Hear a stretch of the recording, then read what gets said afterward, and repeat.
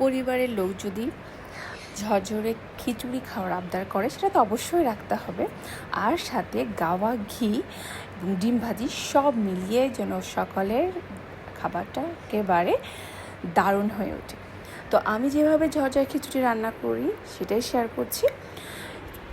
চুলায় একটা প্যান বসিয়ে এখানে পরিমাণ মতো পেঁয়াজ কুচি দিয়েছি।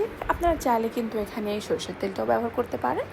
খুব ভালো করে নাড়াচাড়া করে নিব এবং ধুয়ে রাখা চালটা দিয়ে দিচ্ছি। এখানে আমি পোলা চাল ইউজ করেছি এবং সম পরিমাণ মসুর ডাল এবং মুগ ডালটা দিয়েছি। খুব ভালো করে নাড়াচাড়া করে নেব। এখন আমি এখানে আদা বাটা, রসুন বাটা আর জিরা বাটা দিয়ে দিব হাফ চামচ করে, দিয়ে খুব ভালো করে নাড়াচাড়া করে নিব। আর দিয়ে দিব হলুদের গুঁড়া এবং ওজন মতো লবণটা দিয়ে দিব। আর এখানে কিন্তু অবশ্যই গরম পানিটা ব্যবহার করতে হবে, আর পানিটা কিন্তু অবশ্যই বুঝে শুনে দিতে হবে, তা না হলে কিন্তু এটা ঝরঝরা হবে না। আর একটা কথা বলি, সেটা হলো আমি চাল ডালটা যখন একটু ভিজিয়ে রেখেছিলাম তারপরে ধুয়ে সেটা পানি ঝরিয়ে রেখেছি। তো ঠিক এখানে এখন আমি গরম পানিটা দিয়ে দিব। গরম পানিটা দিয়ে এখানে আমি দিয়ে দিচ্ছি আস্ত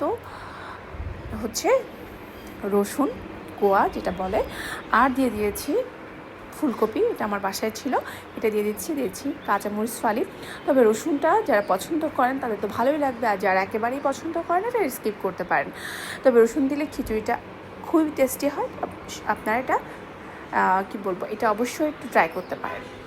এখন আমি নাড়াচাড়া করে ঢাকনা দিয়ে ঢেকে দিব এবং চুলার আঁচটা কিন্তু একদম মিডিয়ামে থাকবে। আমি ঢেকে দিচ্ছি এবং কিছুক্ষণ ঢেকে রান্না করে নেব। এখন আমি ঢাকনাটা একটু খুলে দেখব কী অবস্থা। দেখেন খুব সুন্দর ঝরঝরে হয়েছে। আমি একটু নাড়াচাড়া করব।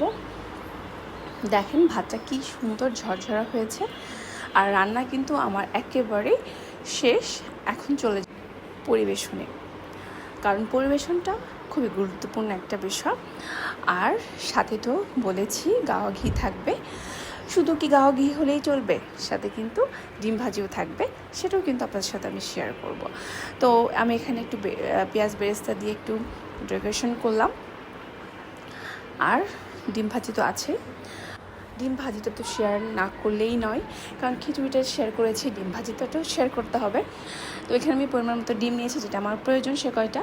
ডিমটা কিন্তু খুব ভালো করে ফেটালে সেই ডিম ভাজিটাও কিন্তু খুব টেস্টি হয় এবং খুব ভালো মতো ফুলে ওঠে। আর যখন ফুলে ওঠে তো দেখবেন যে খেতে আরও ভালো লাগে। তো চুলায় আমি পরিমাণ মতো তেল দিয়ে এখন ডিমটা ভাজি করে নিচ্ছি। ডিমটা কিন্তু খুব সুন্দর ফুলে উঠছে, দেখতে পাচ্ছেন। তো এই ছিল আজকের আমার রেসিপি। আশা করি সবার ভালো লেগেছে। ভালো লাগলে অবশ্যই এটা কমেন্টস করবেন, শেয়ার করবেন ফ্রেন্ডস ফ্যামিলির সাথে। আল্লাহ হাফেজ।